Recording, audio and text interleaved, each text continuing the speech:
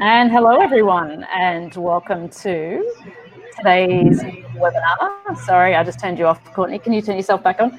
Somebody's mic is really live. Can you turn it quiet for the moment? Somebody there. Hello, everyone, and welcome. Today's webinar is on the technical teams behind Performer Flying. And my name is Robb, and I am the co-founder and managing director of Theatre Art Life. And I'm going to take you through a little bit of housekeeping first before we get started.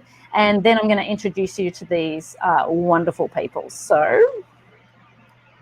today, on the right, if you've not used Webinar Jam before, you can ask questions as we go on the chat box on the right.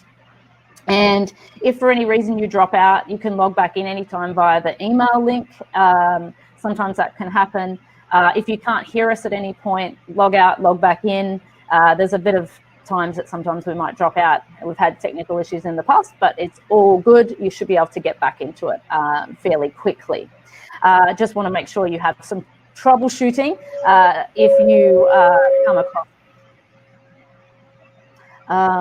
And a replay is available after this. So it'll be sent to you personally at pretty much a few hours after this session. So if you do miss certain sections of it, then you can make sure that you can watch it again later. Guys, can you turn your microphone off? There's just somebody who's really loud in the background there. All right, there we go. Now it's nice and quiet. Okay. Now, the other thing I want to say is this weekend or this Friday, I'm actually doing a masterclass on Performer Flying and Automation. It's session 2. And anyone who has registered for today's discussion gets 25% discount off that session. And session 1 is already on Theatre Art Life, so which you can see. And you can email Rex at Theatre Art Life to receive your discount. So if you'd like to go into the details from a stage management perspective about Performer Flying and Automation, which is actually a class, this is a forum discussion, then you can join me at that on Friday. So please feel free to email Rex at Theatre Art Life. Now, before we get started and I introduce you to these wonderful people, I'm going to show you a little bit of an intro of us at work. A lot of you guys don't see people working backstage during the shows. We only see the stuff that is happening on stage. So here's a little bit of an intro into what we do.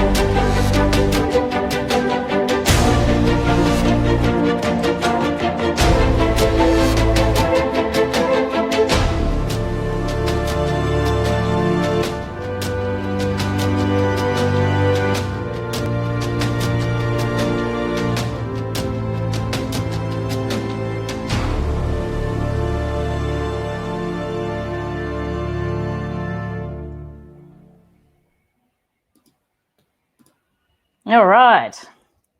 So that was a little bit of these guys' work. And so let's get into it and talk to these guys. So I'm going to start with Courtney. Do you want to just give us a little bit of a brief about where you're at, maybe what you're doing, well, maybe what you were doing prior to COVID, and a little bit of a history of your work? You might have to put your mic on. Yeah, cool. I am unmuted. Hi, good morning from the East Coast. I'm down in Florida right now. So I've been working as a rigger for about 20 years. I used to do installation rigging, counterweight systems and automated systems in theater. And then I moved into manual performer flying, which was a great way to go. Hi, Jonathan. And you pull the rope, you feel the artist on the other end, they feel a bump, you feel a bump, a lot easier. And then I guess 11 years ago now, joined House of Dancing Water's pre-creation team in Macau. Did that, worked at Dancing Water for 4 years, and then moved over to Cirque. Worked in Big Top Arena for the past 2 years.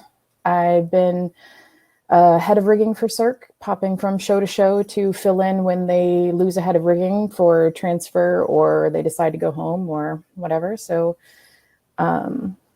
the last show I was on was Cusa in Seville in March, and then home now.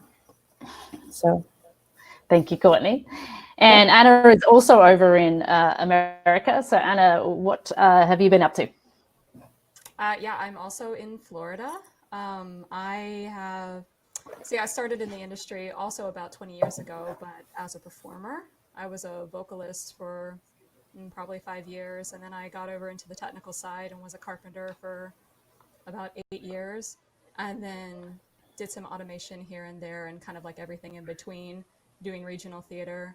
And then when I graduated college, ended up going to work on cruise ships for about 1.5 years and did automation rigging there, and then somehow ended up in Macau. I don't even know how I ended up getting that offer, but I did, and did House of Dancing Water for about 2 years, and then moved over to Dubai to open a show over there.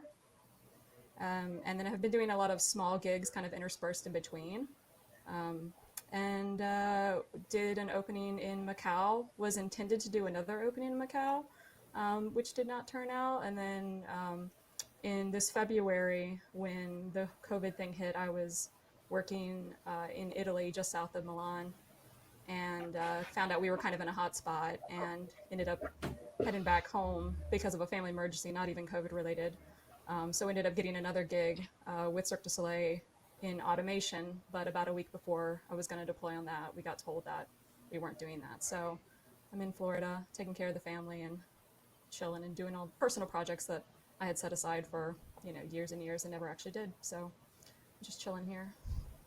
Thank you, Anna.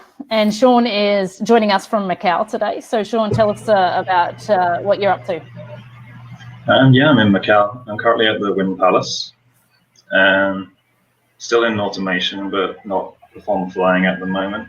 I've been there for 4 years, and so I started 10 years ago, part of the pre-creation team for the House of Dancing Water. We were over in Belgium for that, and then moved over for the creation of House of Dancing Water. Was there for 6 years running automation. Wonderful. So yeah, that's it. I think there's a lot of feedback with your microphone, Sean. So maybe if you want to log out and come back in, we'll go without your earphones in this situation. So yeah, sure. All right, so we're going to get started. And today we're going to talk about basically how stage management and rigging and automation work together in backstage, and how we create shows and work with performers. And well, we've got the riggers with us and waiting for Sean to come back in. Maybe you guys can start a little bit about how we begin with working with our performers from the outset if you're going to start the creation of an act. And when I say start the creation of something, talk about beginning from scratch in terms of the act doesn't exist yet and you need to build it from the ground up. And what do you do from a rigging perspective to begin that process? Because obviously there's a lot of processes in terms of gear safety, protocols, and you've got to start working even from the very beginning with the artist in them understanding what their role goes to play in it, and also what stage management and automation have to do in this kind of thing. So from your perspective, maybe Courtney, if you want to start about where do we begin? So we pretty much begin with the artistic director and the artist having like a vision for what they want in the act, and then talking with coaching and them to talk about what we need to achieve that goal. Because if they have many ideas about things they can do, it's not always feasible within the infrastructure you have set up. So you talk to them about what it is they're trying to achieve, and then you try and figure out how you can fit that into your existing infrastructure. If you're building a brand new show, you build a purpose-built theater, but we're not often in that situation. And then from there, you would look into the gear that's required to meet that need. If it's duo act or single act. If you're in a situation where there's an acrobatic designer who's responsible for the show, you interact with the acrobatic designer to get them the information they need to approve new apparatuses or using an apparatus in a different way than it was originally intended. If you need to get new engineering done, that can happen early in that phase. And then you make sure you have your boxes checked with a rescue procedure. You try the rescue procedure, not on the artist. You make sure that you have clipping procedures so you can safely get them on and off the apparatus as needed. So all the procedural stuff done before you get the artist in the air.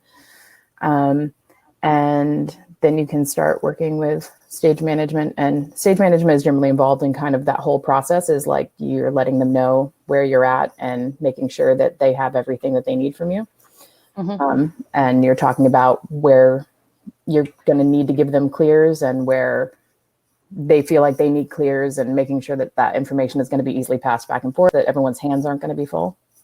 And then you can work with Otto to try and seal the deal, write some cues, sandbag it, observe it with everybody, and then step it through, try it with the artist, and away you go. Going back to the acrobatic equipment, I guess it varies from show to show. So in some situations, people are going to bring their own kit in. If it's an event, an acrobat might bring their own gear in. Mm-hmm. If it's an acrobatic design, you're going to want to have to make sure that there's some kind of engineering certificate behind that, right? Mm-hmm. And then, and so what's your role? Like, what's your role in that, in the sense that once it gets in, are you going to begin a procedure and where it becomes a regular check of this equipment, and depending on the infrastructure of it or the structure of it, what its structural integrity is and what you're checking for? Like, what's that process? I mean, it's such a variable thing, right? Because we work everything from like, it's a small production or, you know, a sultan's wedding or something, and you're doing it as a one-off and the artist is bringing their own silks, in which case, like, you inspect the equipment, you talk to them about the equipment, you observe the artist, you make sure that it is well taken care of, and that you protect it. In that situation, you have dry places for it to store, and you inspect as you go along and sort of make sure you're comfortable with how that equipment's being taken care of. The other end of the spectrum is, you know, if I'm adding an act to a cirque show, it's involving the acrobatic designer, it's fabricating a new element so that we're not using unknown quantity apparatuses on stage.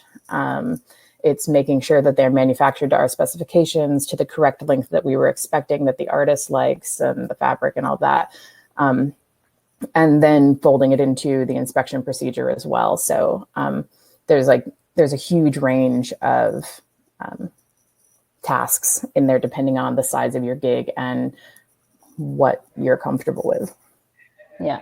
Now, I know you do the same thing, Anna, and where did you build up your skill set and experience in having, you know, because it's one thing to rig points or do other sorts of rigging, but when you're coming into performer flying elements, like what's the difference, and how did you build up your skill set for that? Honestly, a lot of it was on the job with smaller venues, and I was shadowing other experienced individuals. So kind of like in the intern environment without necessarily that title. And I mean, the primary difference for me was just a more heightened awareness of, you know, people. These are people who have a very different skill set than what I was used to working with. So it was a learning curve for me, not only to learn my craft in assisting them and facilitating their needs as good as possible, but also in learning their skill set and how I can learn that whole separate language and how to speak with them about, you know, whatever move they're doing and how that feels for them, or if we need to make changes on our side to make something easier for them. So I had to learn a whole, you know, series of dance terms and acro terms that I had never heard before.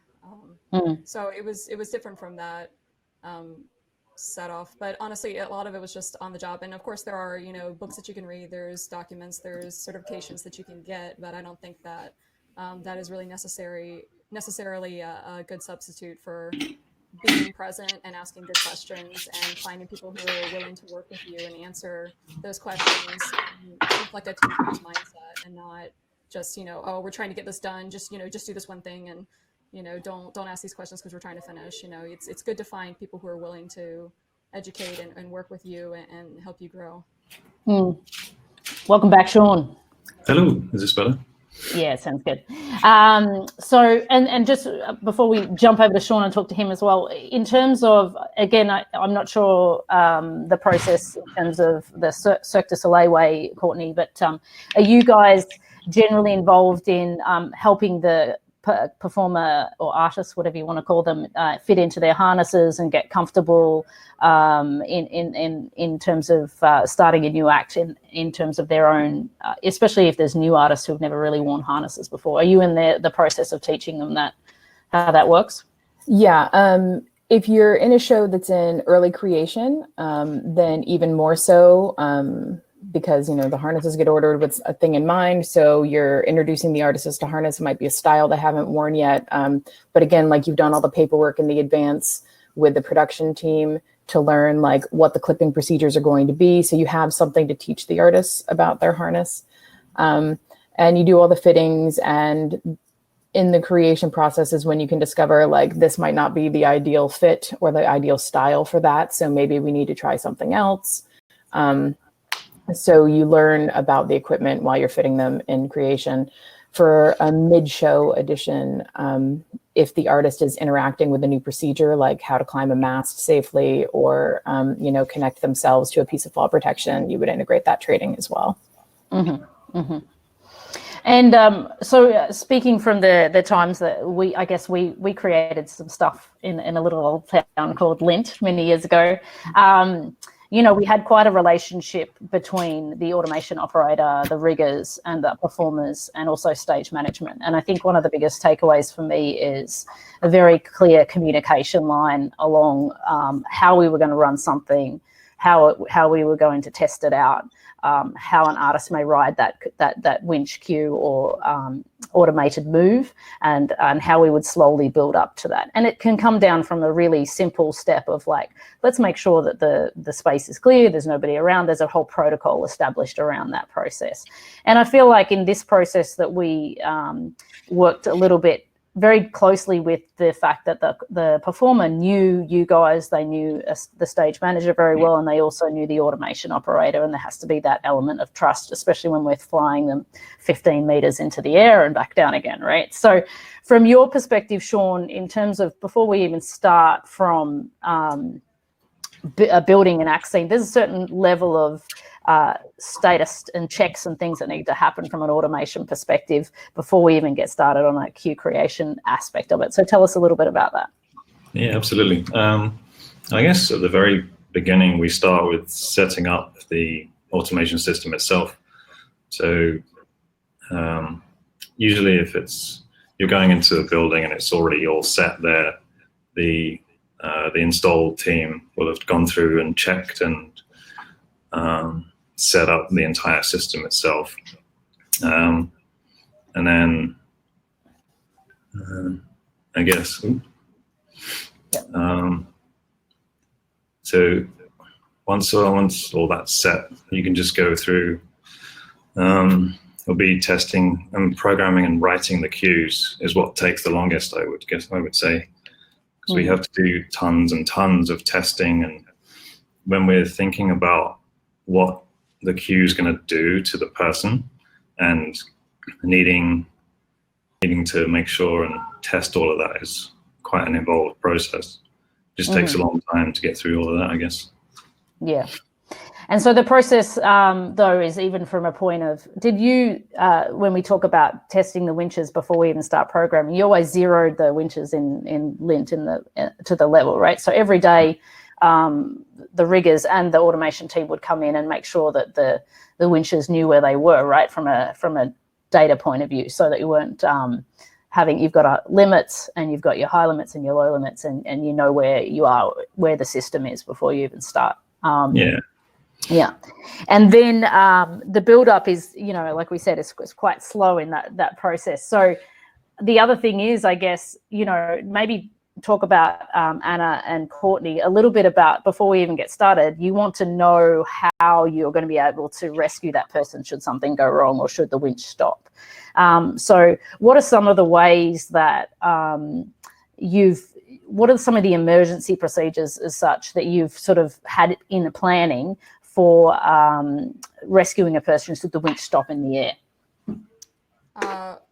In my experience, I found it the easiest thing to do is have a procedure in which nobody has to go get them. So it's always better to have something that you can deploy that's releasable, that can be controlled remotely, that doesn't involve another person going to grab them, that the performer is familiar with. Obviously, they would be trained in all of that before anything started. But it's in any scenario that you go into, you kind of have to figure out what are the potential hazards, what are the things that could happen. Yeah, a winch could stop or there could be a collision. What do they know how they're going to be rescued?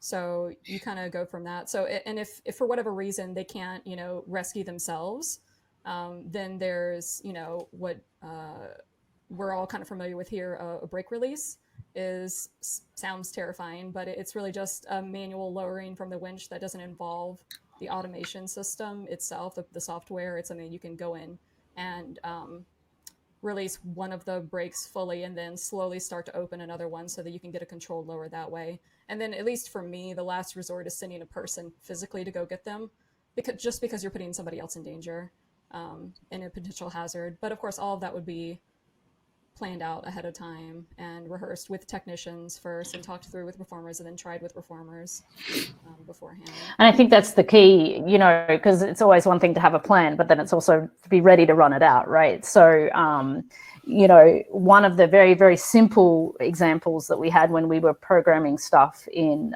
Belgium was that the winches were never going too high that we couldn't drag over a mat, like if they were in a strap, so they were hanging on a strap, that we could drag a mattress underneath them and then they could release from thing and drop onto a mat. I mean, that's one of the simplest ways to get somebody out of a situation. But there are more complex. Obviously, when we went into the theatre, it's a completely different scenario because you can't bring a mat out onto a water stage, for one, and two, it's far too high. So there's another procedure that we'll probably talk about, that one in particular. But I really want to talk about from the beginning. There's a set that the stage manager knows what the procedure is, the performer knows what the procedure is, the rigger does, and so does automation. And then also within that sequence, who's going to make those calls and how we communicate that. And that could be something as simple as, in a small space, being able to shout across the room and say, go for this rescue, or it might be on radio, or it might be on comms, depending on your thing. But as long as there's those communication pathways, that and also that the artist understands, the performer understands that that's what the process is, right? So that they're ready to go and ready to deal with that situation. And I think the biggest thing, I don't know what you guys think, is that they understand that that's a possibility. It's not like a mistake that that automation can stop. There may be, maybe we can describe what a slack rope is, right? And how that might, especially when you're creating a new act and you're running new scenes and they're trying new acrobatic tricks, they're generally going to be moving with the winch and creating stuff with the winch that is quite difficult, right? And that you're discovering it as you go along. So if you're going to have winch stops or winch faults, it's probably more likely going to happen in a creation environment than it's going to happen in the show, right? So just to tag, sorry, Anna. No, go ahead. Just to tag on to what you were talking about with everyone understanding what the possible rescue procedures are, I would also add PMED into that, especially because, like, performance medicine, or physio. Okay. So explain to people what their role is in this context, because maybe some people don't know. Yeah. Within this context, they would be involved in coming out to check an artist after an incident. If an artist couldn't leave the stage, or if we visibly were like, no, they're not responding properly, we would have them on standby, because like the rescue training and the first responder is a thing that we all train in the environment that we work in. So particularly making sure that PMed or performance medicine, the physio department, whatever they're called, where you're working, knows what the rescue procedures are for different things. Because for automation and stage management and rigging to say like, we're going to let auto recover, or we're going to drop them a rope to climb down, or we're going to go get them on ropes, or we're going to go get them with a half spine board. Like, we have these things in place and we understand what those words mean, but maybe they're riding an apparatus. They don't need to use their arms, or they don't need to have a lot of strength. And we still have a rescue in place that is them climbing down a rope. If they've left and then they've been cleared to come back physically by physio might not know that part of their rescue procedure is for them to come down under their own steam, if at all possible. So making sure that physio is aware of how these things work, and also when we're doing rescue trainings in advance of starting an artist off, getting physio involved so that they are able to respond as efficiently as possible if we have an incident with the artist. Is they should be also to understand how they're handing it over from you guys to them, because there's a moment that performer wellness or physio or people who are there for an emergency situation, even if it's not an emergency, they're going to want to check that performer out, right? But to do that first, the riggers and automation are going to have to get them out of the air, and then there's a moment where you do it. And I'm just going to bring up this photo, because is this a training scenario, Anna, maybe? It was a training scenario. It was just a basic spine boarding from a coat hanger setup, but it was something that a lot of the physio there didn't have experience with. So I ended up getting called in to be the quote unquote casualty. That's you on the board. That's me. Allegedly, as I've been told, I'm a very good casualty because I fake it so hard that it seems real. And I've been told that I give good feedback. But this is a scenario that we went through well before performers got into the space, because there was something that we knew we were going to be using this element on a regular basis. And we also knew that not everyone had that experience with. So it was almost every other day that we were getting, physio, we were getting carpenters, we were getting props, we were getting wardrobe, anybody who we knew might be on deck or in the area that could assist in a potential issue. Should there be like some sort of collision, for example, because at one point we had about 13 people in the air that were swinging about. So it was something that we knew we need to practice in different positions each time. So everyone had a chance to go to each role, calling a point in, spine boarding, assisting with disconnect, knowing how to remove a harness should that need to happen. Is it easier to release it or just cut it off?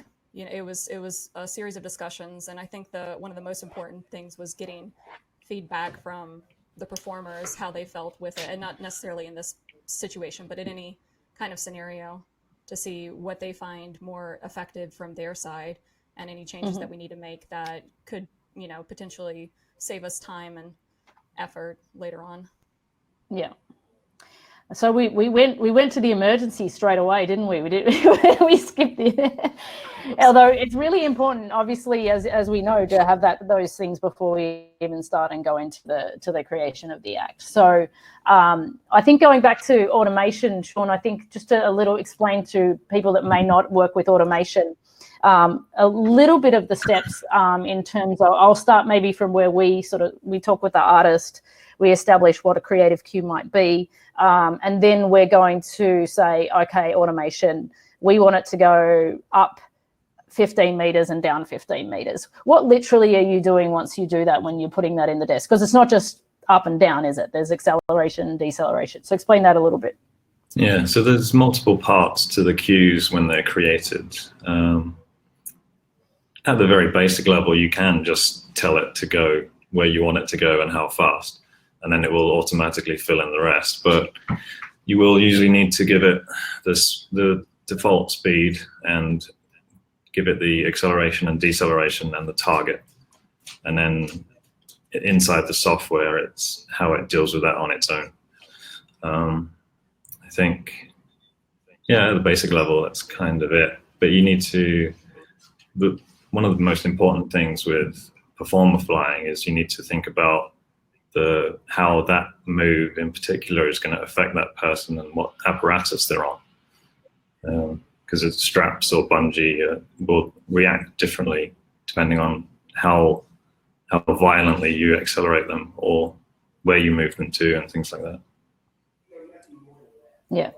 And then from a stage management perspective, we're looking at how that gets communicated from us to them or them to us in terms of queue to queue. So you're going to build up a stack of queues, one after the other, and then figure out a way that you're going to communicate how that gets called between the two of you. I think one of the steps really, that I always want to mandate for anybody that's never done automation is that whenever you've made any change to any parameter on any queue, you never put a performer straight on that and check it out, right? So why would you not do that, Sean? Safety for everybody, really. For the performer most especially, but the equipment itself as well. Because mistakes can be made. That's one of the primary things with automation. Because the system can have thousands of safety checks in and of itself, and you can add your own extra safety checks on top of that. But if the operator makes a mistake when they're programming, then it can be very dangerous. So adding an extra zero can be dangerous. Yes. Yeah, so any change is always tested with, we did a lot with sandbags, or you can just run the winch on its own if it is capable of doing that without damaging itself. And then, Mm-hmm. But in addition to that, a lot of winches these days also have physical limitations set to the point of travel that they can go. So even if you did program something that exceeded its limitations, the motor might still try and go, but it's going to hit a secondary interlock that's going to say that, oh no, we can't go any farther, to help prevent any type of like machine damage. So even if you were doing that with sandbags, you still have another backup that's going to help prevent any further issues. When it's possible at all, it's like there's a saying about government: no one wants to see the sausage made. I really like the advanced work as much as possible with rigging and automation, like rigging on deck, automation. We're given a task by the artistic director and stage management, and we just take a couple hours with a sandbag that we've named, and we pick it up and we swing it around and we do stuff, and we give ourselves the opportunity to program at a speed that we need, to look at things with the sandbag moving, to think about places where, like, if this cue doesn't fire or complete, like, are they going to kick the audience? Maybe we can make this safer by adding a step in there. And that gives us a chance to put the sandbag into the deck accidentally without the artist being there, and helps us also maintain that level of trust. We're taking all that time before they come into the room, before they get involved. And it builds our confidence for when the artist is there and we're going to make a quick change with something. We're more familiar with what we're working with. We've set up a groundwork. So you're less likely to have those incidents where you ask for something weird and automation's like, yeah, we think that'll be fine. And then it swings into a mast or whatever. But always with a sandbag first, always. And I think it's important to give artistic coaching and the director, whoever's choreographing the piece, to know that information ahead of time so that they know that we've gone ahead and seen what the trajectories can be.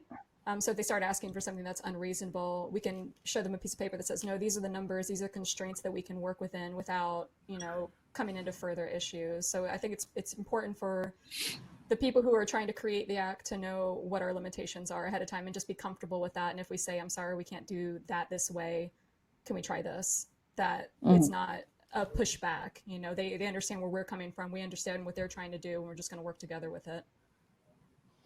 And just to sort of clarify, when we talk sandbag, we talk the body weight sandbag. So a sandbag that is equal to the body weight of the performer. So it's very, very heavy, and I can't lift it. But I have seen you girls lift it, which I'm always very impressed, because a sandbag that is small is not going to give you the dynamic force that a full weight person is. So it's got to be the real deal. And do you tour with those big sandbags, Courtney?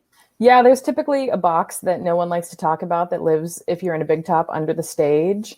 and has 2 body bags in it and, you know, all the spare little sandbags. And then when you're tearing down the big top, you send a local to go get it with 5 of his friends.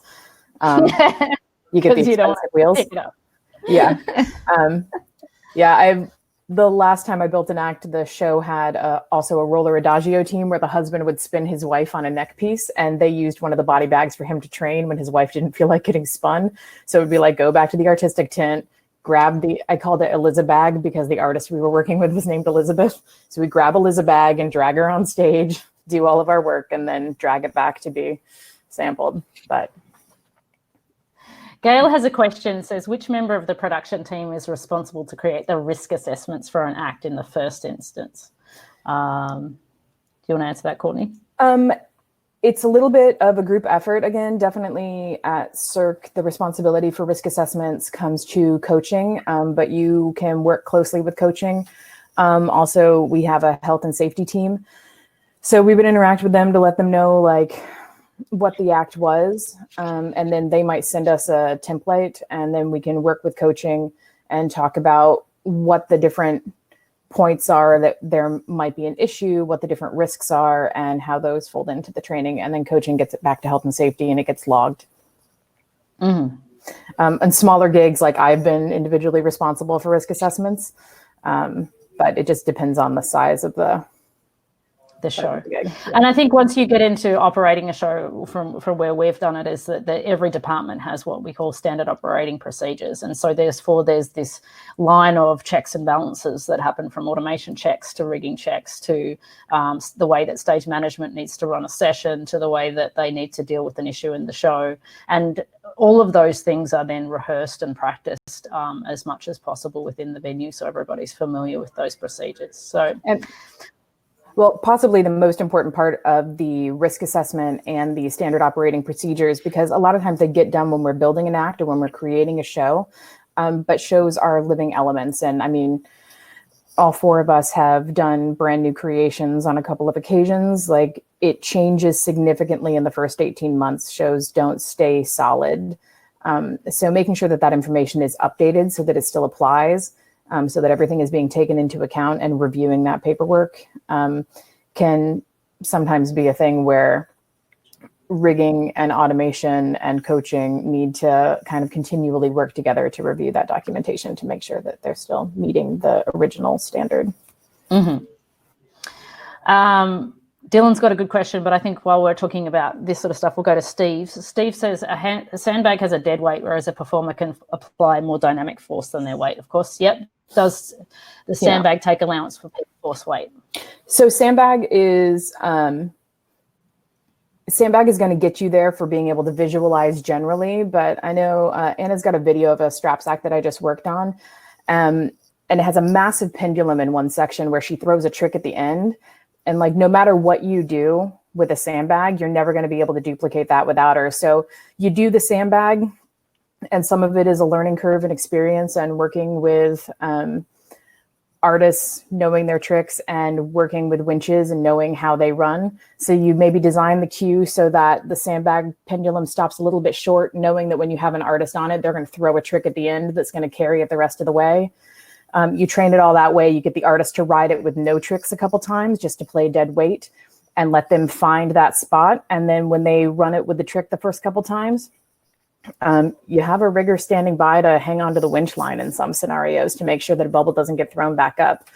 But you build them up to that point. A sandbag is never going to completely duplicate, but it's better to have a sandbag on the line when you've made a modification and you hit go and the bag crashes into the ground. It helps catch smaller things, and it gives you sort of a rough idea of what you're going to see. So we'll move to Dylan's question. He says, how much does automation programming change from rehearsal facility to actually being in the theatre? And that depends on the parameters of the rehearsal facility to the theatre and the differences. And so, for example, the one that you know, Dylan, the Straps Act in the House of Dancing Water, we had a trim height, don't remember, was it like 15 meters, maybe 14 meters, somewhere in lint, whereas when we've got it in the theatre, it was like 17, 18 meters. But so we came and we programmed the act in its full essence there, but we only had raised lower winches. We didn't have any traverse winches in the rehearsal facility. So we had it looked good in the space. It was a very static act though. It didn't have a lot of movement. And then when we moved it to the theatre, obviously it was too small for the space. So we had to make the trims higher. We wanted to put some traverses in to make the act more dynamic. So really it was only really half created in Lint, even though we probably still spent 12 months making it.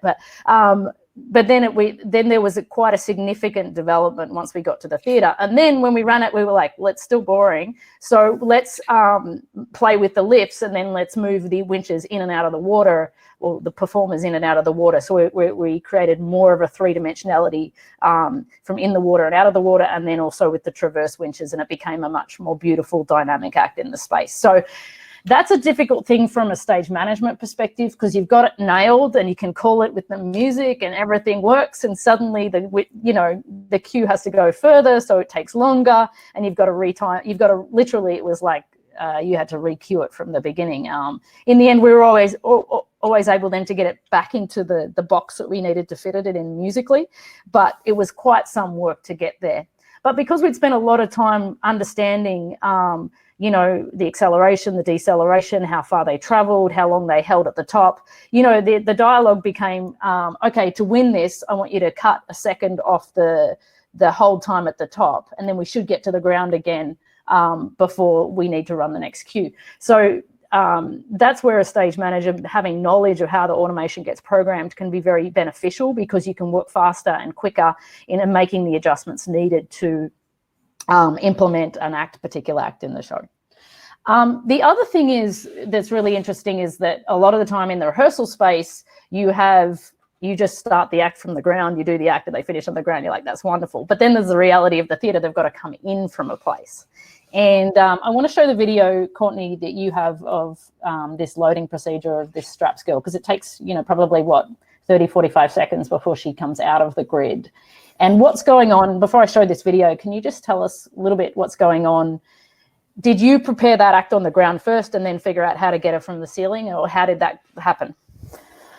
Yeah, with this one, it was, what we talked about earlier, the artistic director, the artist, and coach and getting together with an idea for what they wanted on the act. They wanted to enter from the grid, and they wanted to come in, do the act, and then exit to the grid.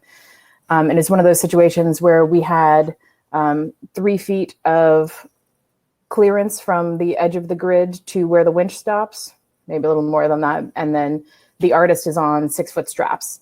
So we go through a procedure with the artist to figure out how we're going to load her so that she safely can be picked up by that winch and then lowered into the deck. So we trained in the artistic tent with her wrap that she was going to use, and she would wrap herself on the deck, and she would be connected to a secondary fall protection. Then she would be taken to tension out the doorway, remove the secondary fall protection, and then she's ready to come in.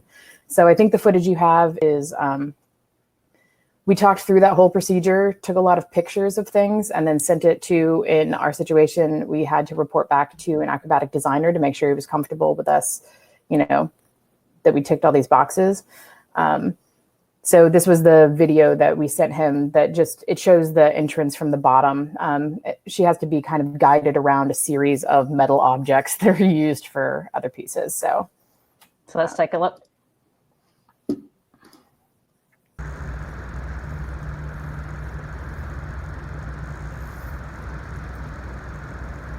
So you can kind of see there's a rigger's got a hand on a winch line, keeping that at tension while she goes out.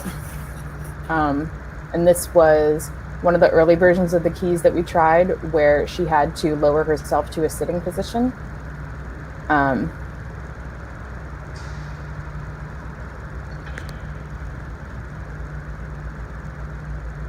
So then when she was in, she's finding a way to steady herself so the rigger can stop paging her, and she starts her own spin, and then the rigger helps guide her in.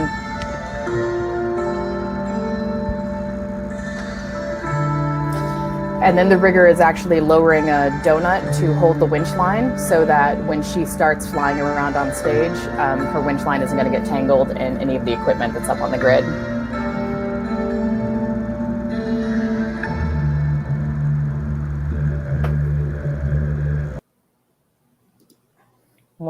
wonderful, very pretty. Such a good act. She's great. So, yeah. And then the exit is, how did you plan the exit? Is it similar? Does she leave up by the ceiling as well? Or? She leaves up by the ceiling. I actually wasn't able to find a good video of that, I don't think. But yeah, because it's a small space that she enters through, we wanted to minimize her size width-wise. So we didn't want her to have to key in really kind of, for anyone who doesn't know, when you key in, you're wrapped up in your straps or in your silks. So you're really secure. And it's also the end of the act and she could have been tired. So we wanted to make sure that we had her in a situation where she was stuck until we went to get her. So we actually added a hand loop to the clue plate at the top of her straps. And at the end of her act, she would bow, the straps would come in, she would hand loop, and then she would go out on the hand loop. She would also wrap her straps around her body, but she was actually supported by the hand loop, which allowed her to be really, really narrow. So even though she's coming out in almost a blackout, there was some projection on. Everybody could see her and be confident that they could get her out that hole. And also because she was hanging by her hand, it meant that she was at a good height to get out to the grid, because I've definitely done exits where an artist has to wrap to get out. And if they misjudge and they wrap a little bit low or they key a little bit low, then they get up to the grid and it's like, oh God, how am I going to get you? So the hand loop is a nice option because it gets her as high as possible. She can get her feet up. She can get all the way in. You can close the gate behind her and then release the hand loop, and then she's ready to run away. Mm-hmm. And so part of that, is there anybody else that comes out of that center section in that show? Is there like different ways that you come out of that rig? Yeah, there's 3 winches on that particular rig, and there's artists who fly in and out in all of them. And that show has a lot of winch line manipulation to try and stop swings of artists who are entering and exiting, but also we've got comms the whole time. So we have communication with automation and stage management, and there's cameras. So automation could be like, they're swinging too much, I'm slowing them down. Or sadly with that straps act, the first time that they premiered the act, we started getting wind gusts in the grid. And so the rigger in the grid called off her exit because he was just not confident that he would be able to safely guide her out the hole. But that's part of the communication we do. We have the procedures in place that a rigger can make that call. And if they make that call, sacrosanct. And because we had trained with her and talked to her about what's going to happen if she can't exit through the grid, she got the indication that that wasn't going to happen. And she made her graceful exit upstage. So. So let's talk a little bit about that in terms of communication, because I think that's where we, especially in the show, we become the most efficient really between all of us in terms of, and unlike maybe other shows that don't have aerial cues, and you call it, as a stage manager or show caller, you're calling lights, you're calling sound, you don't need to wait for anybody to run those cues, you're calling them.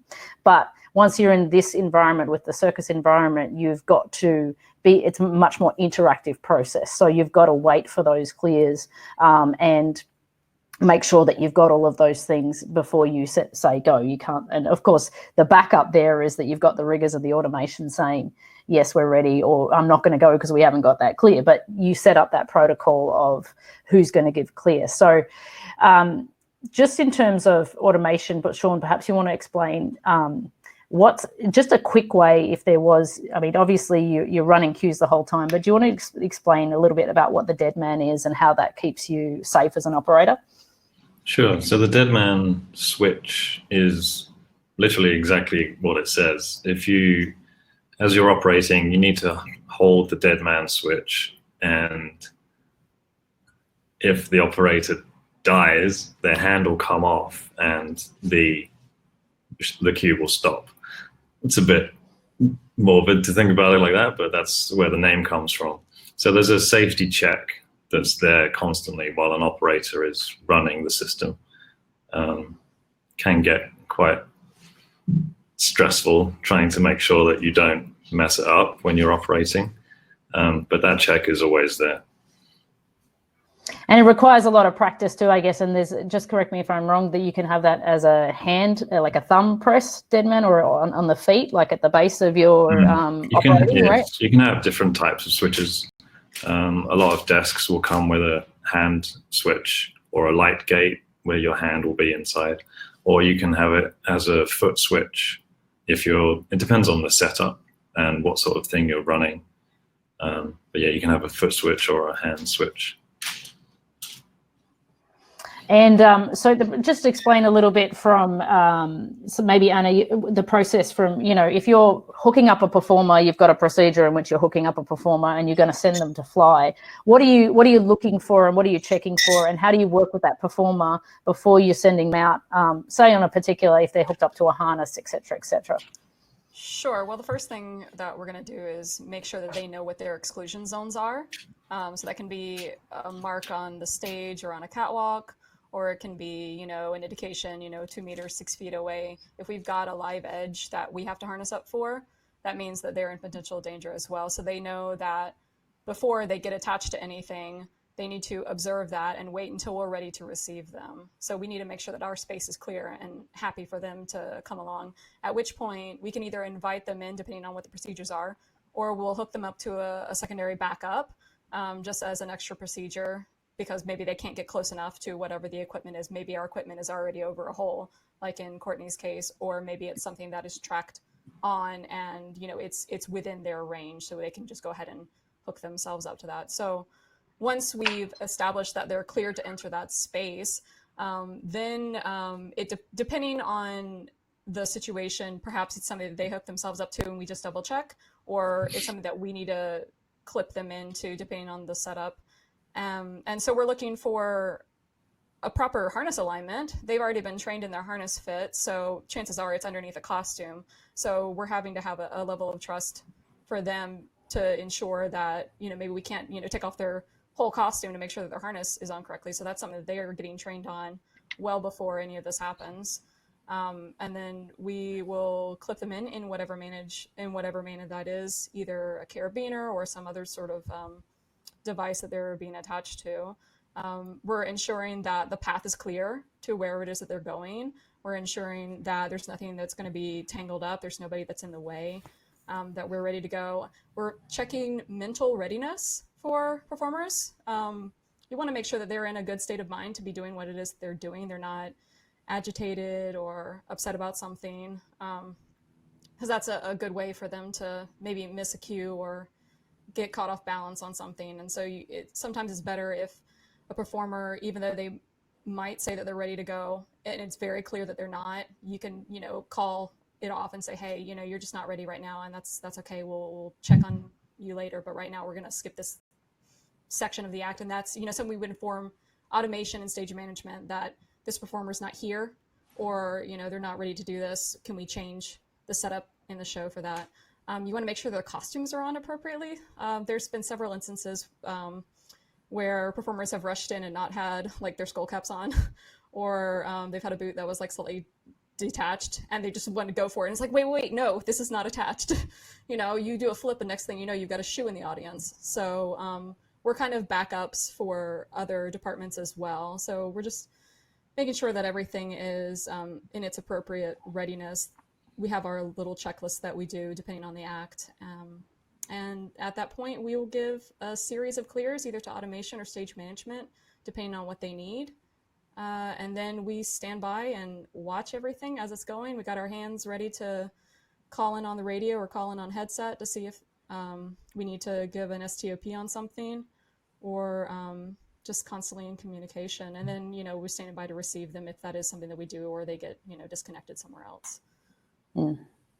And we have a good example of this that I'm going to show you in a minute, of rigging, stage management, and automation, solving a problem very quickly on the fly on comms, which Sean is the star in the in the thing. We're not on this one. But before we do that, Amanda asked, can you talk about how performers can signal the team when something is wrong or they're uncomfortable once on stage? It depends on, that's the universal signal for people who can use their hands. It's the same in Cirque du Soleil, Courtney? Unmute. If their hands are free, that's the go-to. And then if their hands aren't free, we discuss what they can do that is obvious to us. I think, Amanda, from a stage management and a show calling perspective, you always want to have a method of communication, whether it's them to us or us to them. And so a number of ways that we dealt with that is the most immediate is hands crossed, which is also needs to be reinforced by any other artist who sees it, so that it's if it's a big stage and there's lots of people there and lots going on, the more people that do it, the quicker it is seen. The other indication that we've had in the past is, particularly with the straps, they're hanging all the time, so they're not going to be able to stop and say, okay, do this, because that would be difficult for them because they're at tension. So the way that they communicated that there was an issue is that they would literally stop the choreography, and that was very key in that show, because if they stopped the choreography, you'd know immediately that something was wrong. In another way, the way that we would communicate to them is that we would, if there were certain acts that would run by themselves, so that would be Russian swing or boat, and we had and it's the same thing we did with Cirque du Soleil, we had an audio cue that we played on top of the music, which was an alert to them to say, hey, slow down what you're doing, stop, we've got an issue. And then we had a cue light system that would tell them, orange means stay on stage and chill a little bit, we've got an issue. And red light meant leave the stage, we're going to stop the show, there's a major issue. So that's something that's really important from a stage management perspective. With rigging, with automation, have a system in which you can communicate to the artist and the artist could communicate to you guys in any part, any point in the show. And also that the artist is participant in that. Like, they really know, like Anna said, they've got to know that their harness check, that double checking of the riggers' work, and everybody, they're as participatory in this process as the people backstage, and then that's where it becomes a team effort. So what I'm going to do is I'm going to show this video, and just to give you a little bit of a context, there's straps. So there's 5 people usually flying in the audience, in the show, and what happens is there's a strap. Each artist, so this is another important fact, in each artist, generally in terms of acrobatic gear, have their own set of straps or their own gear, and it is to the length of their height. So maybe on stage, there's a few short guys and there's a few tall guys, and we can't have all the same length straps, because then the short guy's stretched out and the tall guy's there with his arms bent, right? So everybody has their own length of straps, which means they're their own straps. And in this situation, what has been realized in some way, shape or form is that the artist that is getting into these straps is got the wrong set of straps. So the rigger has obviously checked the name, which is part of their procedure, and seen that it's not the right person. And this is just before the act begins. And to which the rigger informs the show caller hesitates, and Sean comes in and says, and offers her a solution. And then they decide to go with that. So I'm going to show this video because I think it's a great example of how the 3 departments work together to keep a show going. So here we go.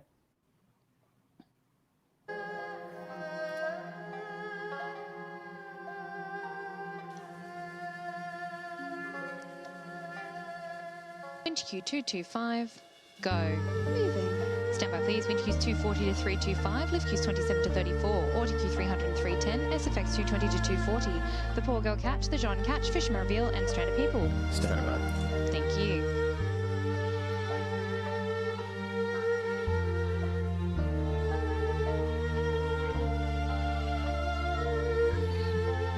Center 1 clear for preset. Still waiting. Copy. Lift Q 27 and SFX 220, go. We have the wrong strap on north. Copy. Do we need to pause We here? can go for 3 if you want. Okay. We will just, yes, Sean, we will stand by to go with 3. I'm just turning on the orange light. Let me know once you're ready. Mario here, if you could just vamp for just a second. Thank you. Yeah, I'm standing by. Okay, so we'll be standing by for winch Q 240. Standing by. Thank you. We should get clears in just a second. Okay, stand by everyone. Winch Q 240, go. Moving.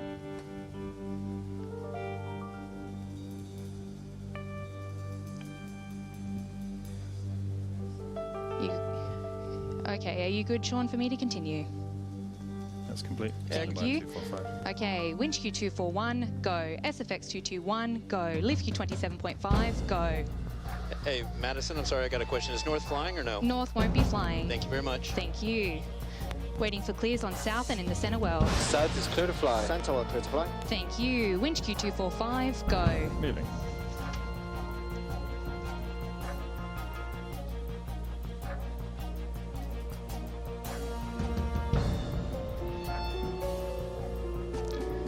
I'm just going to leave the orange light on here for a sec so they see that we just have the 3 straps. Donut set. Thank you. Clear for straps music, Mario.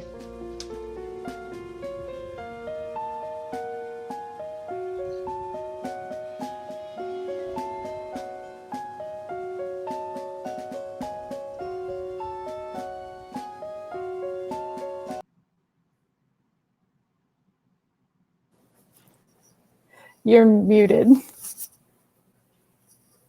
Anna? That was, sorry. That was Madison Strap Save, I call it, but it was really a team effort. And so I think what's really, just to sort of pull out a few key points, maybe you guys can talk about what I thought was really good is that the rigger went to say something, but then realized that a cue was being called, so he stopped, let the cue be called, and then interrupted again. Then he was very clear with what the issue was, and then Sean gave a solution very quickly so that the show caller could receive that information and figure out how to go forward. She had good reflex in turning the orange light on, which is an indication to the cast that something is incorrect and there's going to be an issue, so watch out for what might be happening. And then the show caller requested extra clears, specifically asking what clears she wanted before she called the cue. So it was a reinforcement to the automation operator and also to the riggers. I want to clear on south and centre well. So it was a clear that it was clear what was getting sent from the grid.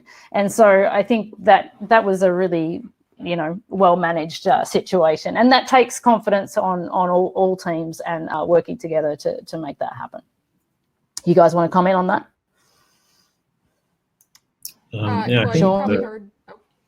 I guess the communication as in that situation was the key part, and everybody knowing each other's roles to a certain extent as well, and the clarifications and the not interrupting the show caller and all of that, because it was quite a tense situation because we already got someone keyed in, ready to fly. Suspended in the air while we're trying to juggle this problem that's just popped up. So the communication was incredible, and it shows the professionalism of all the people. It's very good. What were you going to say, Anna?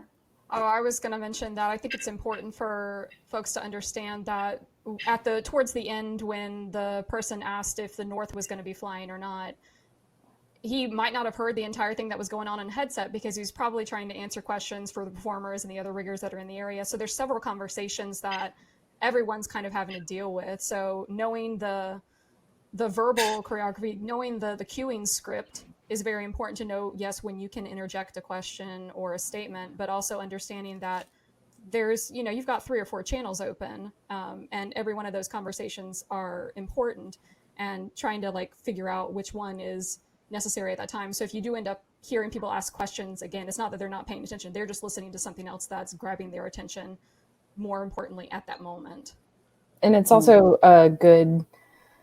these shows are so big and so complex. And when we were in creation and there was the checklist of we need a 3 straps version, we need a 5 straps version, we need the full 7 straps version, all of these options to exist and train them, teach the artists what they are.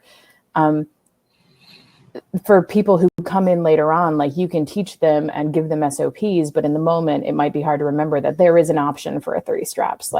It could have just as easily been the rigger in the North being we have a problem with the straps in the North, we need to cut North straps, and that information could have been passed on that way.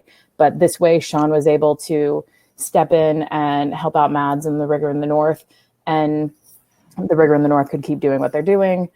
And even if they just weren't clear on what the 3 straps version was or whatever, it allowed, because everyone knew what was going on, it allowed them to help along possibly a newer person, possibly a person who was dealing with the incident.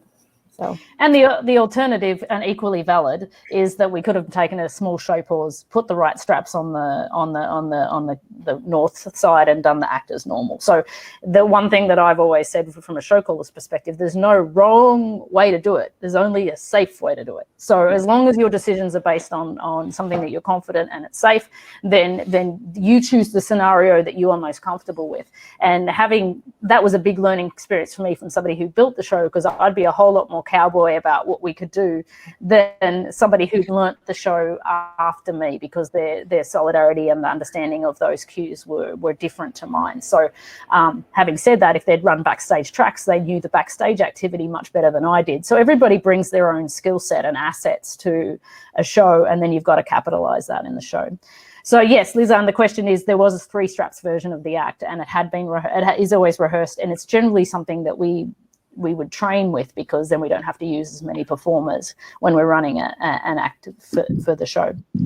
A question that Vincent asked earlier is that what are the countries where the dead man switch is mandatory? I believe that a dead man switch is something that's put in most automation systems, if I'm not wrong. Sean, do you want to comment on that?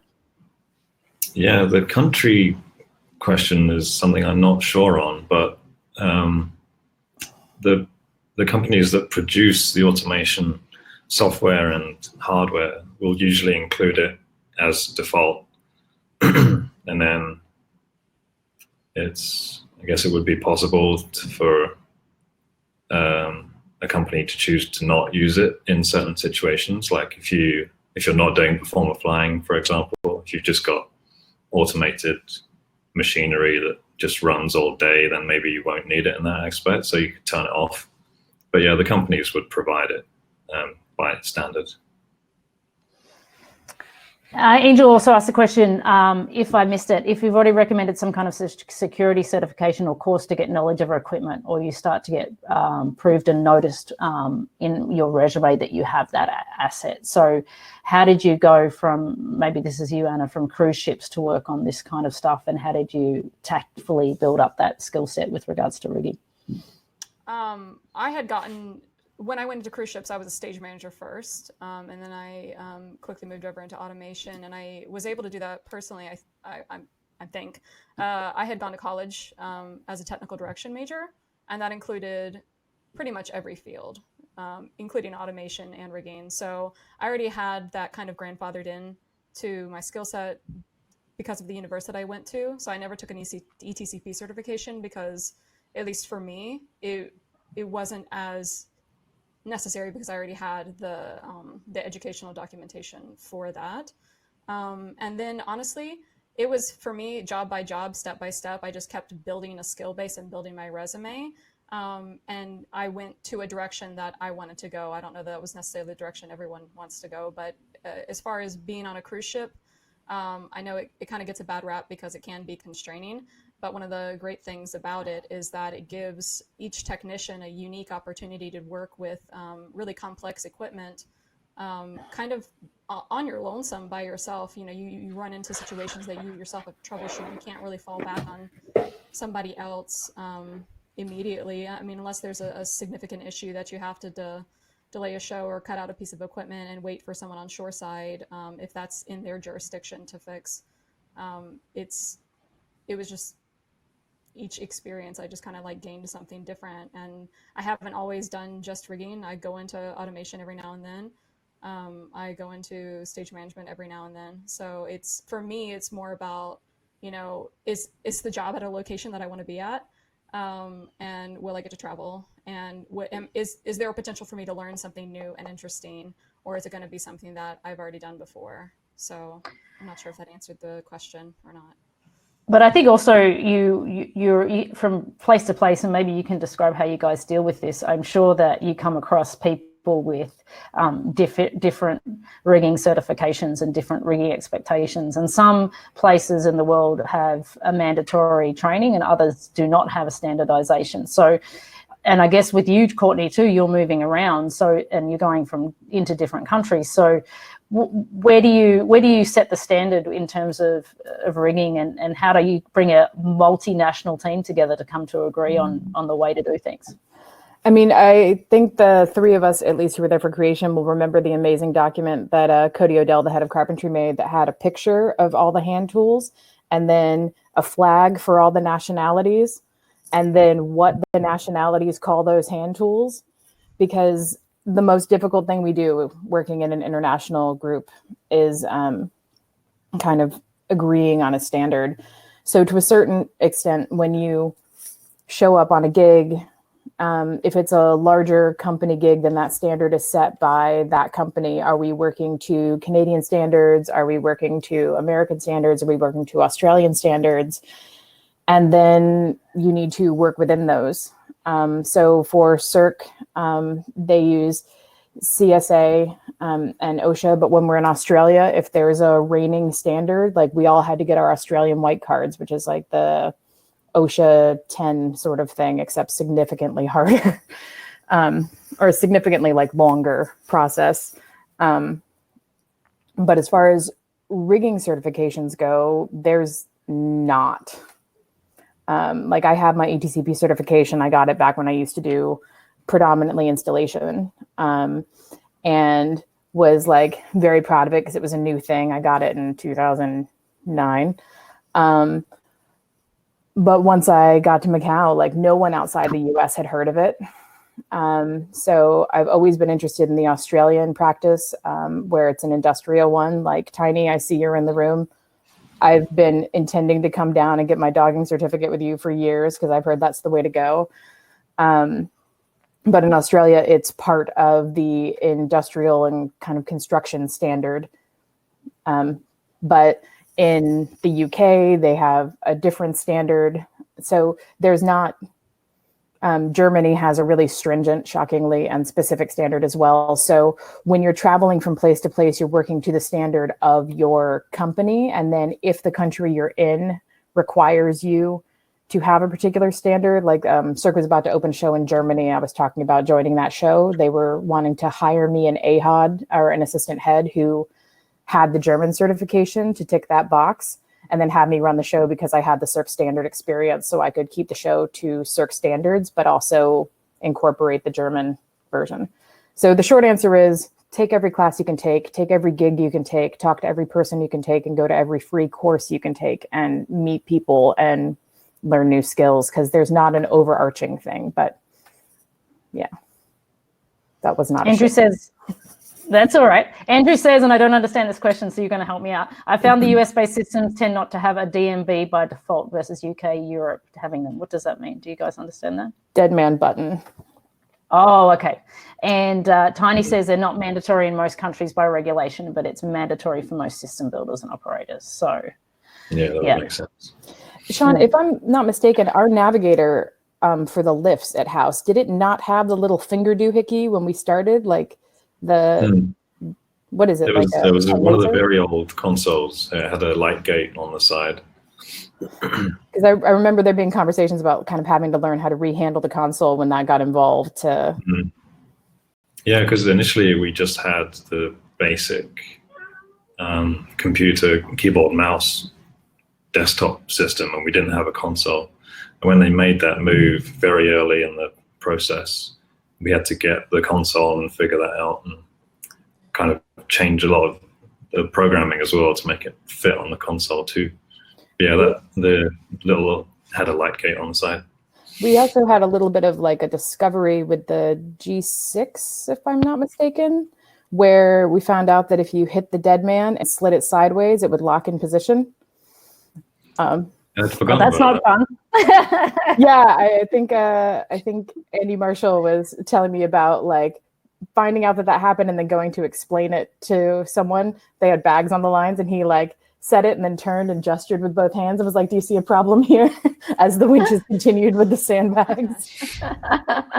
They corrected that, but. So you that's funny. So you've answered the questions in terms of standards from a rigging perspective, but turning back to the artists, some of them have very different you've got some old school circus people, and you've got newbies that have never done circus. And so I can imagine from a rigging perspective, working with some old school circus who've, you know, maybe done the whole pulley lines over automation, have their own way of dealing with it, to people who are completely ignorant. How do you use that spectrum of experience with performers? Okay, I'll go. Sorry, I wasn't sure if it was like if you were going to direct a question at an individual specifically. No, I was throwing it out there to the team. Yeah. I have noticed that the folks who come from like the old school circus, maybe the family or whatever, they've got a pretty good in-depth knowledge about what their act is, what their body is, and what the equipment is that they're using. And chances are, when you start to introduce different things, they're going to ask all the questions. Does this do this? Does this do that? Blah, blah, blah, blah. And, you know, you want to be as receptive and responsive to those questions as possible. And sometimes they're not as accepting of new systems because they've worked with something for so long and they don't want to change. But, you know, as Courtney had mentioned before, if you're working on a show that's going to be in there for more than, you know, a couple of weeks, you need to have something that belongs to the company, that has a history, that has been checked off by an engineer, which means it's not going to be something that they have used specifically before. It might be exactly the same thing, just, you know, brand new. And so it's not as well worn. It doesn't have, you know, the chalk marks on it that they're used to. On the other hand, if you have people coming in with almost no experience, you get like the deer in the headlights. They don't know what questions to ask. And so you end up having to go over every single thing with them so that they have a base understanding. And I would imagine that most companies, regardless of what the performer's experience is, they would all have particular inductions in each equipment. And we would explain the same information to every performer, regardless of their experience level, to make sure that we're all on the same basis. So we can check off to say, okay, hey, they've heard this, you know, information. They've had the opportunity for questions. They know they can always come back for questions and comments and whatnot. So it's each individual is different, but I find that the ones who are brand new to it often don't know where they can ask questions. They just sort of like kind of go along. But we try and make sure that they get as much information as possible. Did that answer the question? I believe so. Oh, Courtney, do you have anything to add to that? No, I think that pretty much covers it. It's definitely a thing we have to deal with more now as aerial practice has become kind of a hobby. And, you know, aerial yoga and this sort of thing. There are some artists who go through training. They go to the national school in Montreal, or they come from a circus family and they know their equipment really well. They built their own wheel of death, or part of their education was how to care for their equipment and all of that. But more and more, as back when we had an industry, as the industry was expanding, and they were filling slots with people who could like tick certain boxes, you would really have to start at the ground with someone, like, you know, making sure that people understand that they are responsible for their equipment. They are responsible for, like, yes, we check them. We are the final like arbiter of, are we good to go? But that they need to give us feedback and they need to be involved in their own safety. They need to be active participants in the act. So, yeah. Wonderful. Well, I think we're almost running out of time right now. So before we finish, if anyone needs to ask any more questions, please throw it in the chat box right now. And before we do that, I want to ask you, before we answer any final questions, I'd like each of you to tell me what is the most favorite thing about your job. So who wants to start? Maybe Anna. What's the most favorite thing about what you do? I like working with the performers and watching live art happen. But I'm also going to like sidestep and say, I like being in high places and acting like a monkey. So anytime that I can do both of those things and feel cool, then that's my favorite part. Wonderful. And Courtney? It's the people for sure. I was getting a little like listening to Mad's call and Sean and Becky and Jordy, like listening to that show call is a little, you miss all those people. So, getting to meet new people and work on projects that are amazing. That Straps act has ruined me for other Straps acts. It's the most beautiful thing. It really is. So Agreed. 100%. Showing you guys some pictures. Sean, what's your favorite aspect about the job? The people is definitely one of the main ones. The people from everywhere that you meet, and the backgrounds and the stories and all that. But as an operator, I think for me, the favorite thing is being able to give performers the ability to fly. It's always going to astound me, I think. It's a fantastic feeling. Scary, but amazing. Yeah, I think for me, when we talk about performer flying, I think the most amazing part for me is the synergy between the technical teams on comms is something that is the most invigorating aspect of calling a show. I've called a lot of shows in my life, but when you're working with such a team that's got your back, like it's amazing, you know, because you've got people who are working together who's going to help you out and help you get through any issue and any problem, and it's just a wonderful feeling of teams when you can work through issues like that. So that's my favorite aspect of it. Tiny has a good question, so let's hit him with that. Let us hit you with that. How would you approach it? Is that what you were laughing at, Courtney? How would you approach a new production where neither the creative director or performers know performer flying? Oh, it's not a small one, is it, Tiny? Like, you start at ground zero. I think Dancing Water had a really amazing production team, and they were good at getting everybody on the same page with, like, here's how your harness goes on. And then, you know, you are 2 feet off the ground. Here is how you manipulate your body in your harness. Here is how you learn to control your flips without throwing them. We get more and more gymnasts, and saltos in a harness are different from saltos in the air. So you just kind of have to budget the time to start from square one and make sure everyone is on the same page with their equipment. And then off of the training floor, you have to spend the time working with the creative director and automation and stage management and team ed to talk about physical possibilities, like way back before you even have artists in the room. What can this system do? What can we do to make a system that meets your vision? What is unreasonable? So like those conversations have to happen early. But yeah, I would also add, I think it's really important. I think it's a really good question, Tiny, because I think a lot of people have various degrees of experience in it. And I definitely was a newbie, I guess, when I started out as well. I think that anybody that does have experience, whether it be automation, whether it be rigging, whether it be you know, a coach, or whether it be the stage manager, has to speak up and step forward and take leadership if they've got the most experience. And I think that doesn't matter whether it's what part of department or whatever, but if somebody's been through that process, they have to put, you know, their foot in it. You cannot start a process that's going to be unsafe. And if you know from your experience that it's not set up properly, or it's not a protocol, you've got to step in there and start to put the steps in place to make sure that that procedure is safe.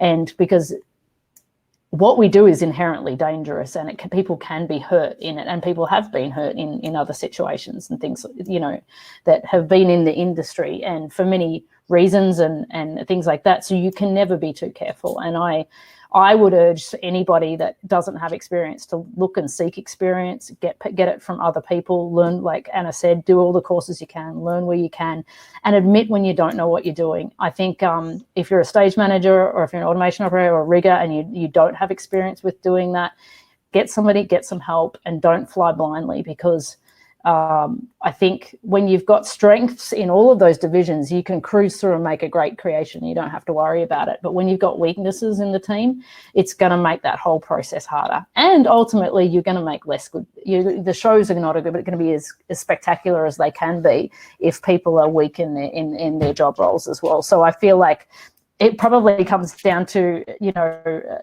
a producer and the people really picking the right people to put together to put that, people with experience, people who know what they're doing, and people who are going to play it safe. That's the most important thing. And as much as possible, checking the egos at the door, especially in a situation where it's a new production and you're working on different levels of knowledge about how to put together a complicated technical production. It's really easy for people to get into the, you know, this is mine and that's yours. And, you know, you don't know what you're doing, so I'm going to shelter this from you. Like, we're all in this together. None of this works unless we have all the ingredients. So checking the ego and communicating with each other clearly, and answering the question, even if it sounds like someone's asking a dumb question, like answer it. They may have a reason they're asking. So, yeah, absolutely. Wonderful. Well, thank you everyone so much for attending. For those who are stage managers on the group, again, I'm doing a masterclass on Friday. If you want to join us, you can email Rex at Theatre Art Life to join us on that one. And that I will go through the process from a complete stage management perspective. Here we've been chatting with the other big wigs here, rigging and automation in that process, but I'll dig deeper into how I approach building an act from a stage management perspective. Thank you, Sean, Courtney, and Anna for your time this evening. It was so wonderful to see you again and talk shop in the middle of this pandemic. And you guys have a good morning and evening, Sean. So thank you much for coming. Yeah, thanks, Anna. Thanks for having us. All right, signing off, guys. Have a good have a good evening, day, wherever you are, people who are watching, and catch you later. See ya. Good day. Bye.